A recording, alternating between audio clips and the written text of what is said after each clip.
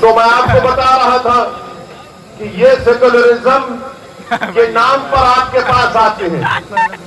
अच्छा, समाजवादी पार्टी क्या कर रही है? जहां कहीं शाम में मुस्लिम इलाकों में मैं सुना मुशायरा कर रहे हैं, हर जगह मुशायरा होता है। शायर आकर कलाम पढ़ता है, गंगा जमनी तहजीब जिंदाबाद। अब बेचारा मुसलमान, अरे देखो कितना अच्छा बोला। तो मुसलमान मुशायरे के बाहर निकलता है, अपने घर को जाता है, तो रास्ते में कोई उसको गाली देता है, मुल्ला कहां जा रहा है। उसको जब पता चलता है कि यार ये तो मुशायरा था, शायर ने तो शेर कहकर दाद हासिल कर ली, मगर मुझे तो रोज ये अल्फाज और अशार सुनना पड़ते हैं, मुल्ला ये मुल्ला वो। मेरे अजीज दोस्तों और बुजुर्गों, यही दल हकीकत है, इसको आपको समझने की जरूरत है।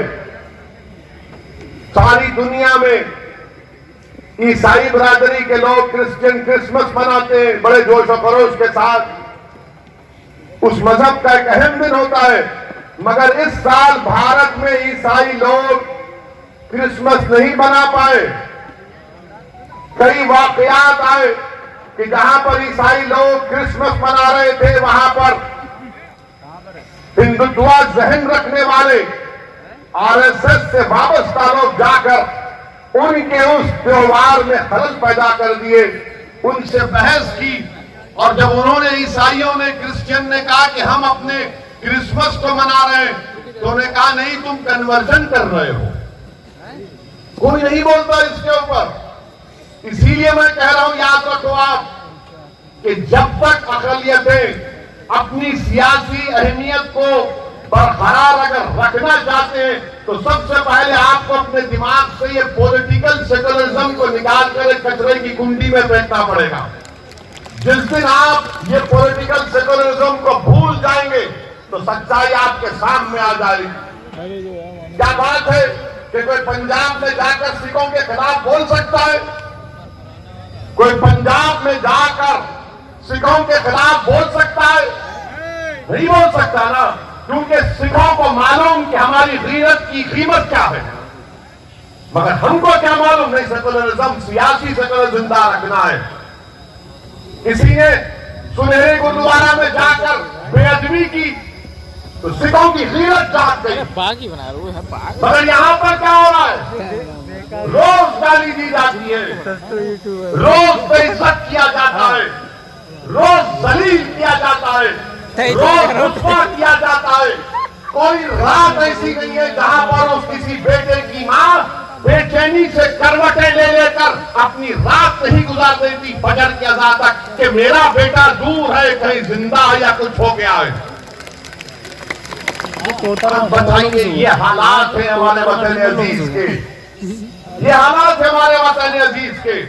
मैं आपसे शिकायत करने आया हूं, मैं आपसे इल्तिजा करने आया हूं, मैं आपसे अपील करने आया हूं, मैं आपको नेता बनाने आया हूं, मैं आपको कायद बनाने आया हूं।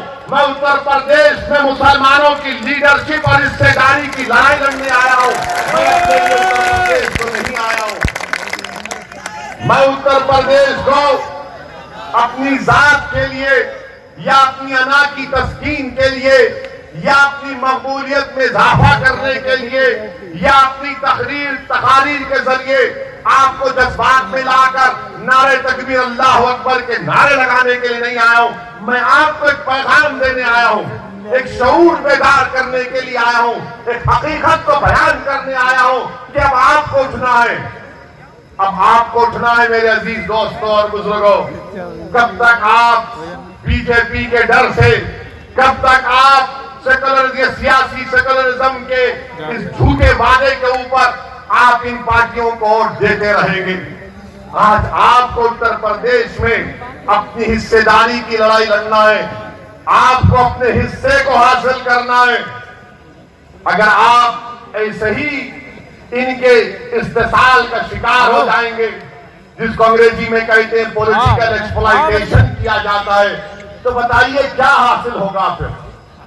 60 साल से अगर यहाँ पर मेरे जलसे में अगर कोई 70 साल के हमारे बुजुर्ग बैठे हैं, मैं आपसे अपील कर रहा हूं अगर आप नहीं बैठे तो जहां तक मेरी आवाज पहुंच रही, मैं आपके दिल से मुखातिब होकर कह रहा हूं, अपने दिल पर हाथ रखकर कहा कि मैंने जितने बातें कही वो सच है या झूठ है।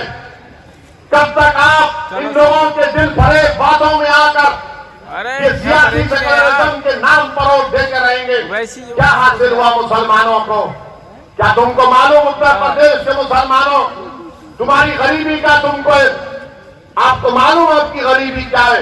उत्तर प्रदेश में 2% भी मुसलमान ऐसे नहीं है जिनके पास 2 एकड़ से ज्यादा जमीन हो।